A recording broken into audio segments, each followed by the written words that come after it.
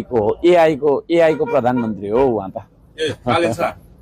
हावा मान्छेको हावा कुरा के गर्नु, उसले होइन उसले आफ्नो पालिकामा उसको आफ्नो एजेन्डा के पुरा गर्यो।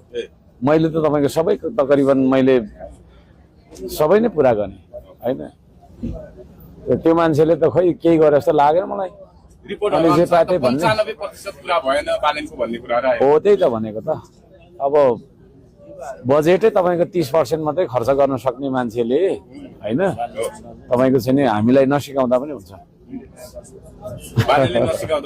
कहाँ सिकाउने, उहाँको बजेटको 30% पनि खर्च गर्न नसक्ने मान्छेले प्लान गर्न सक्छ, एक्जिक्युसन गर्न सक्छ, सक्दैन नि त। त्यसले गर्दा अब यस्तो प्रश्नहरू तपाईँले नसोध्नु कि होइन, यस्तै उत्तर आउँछ।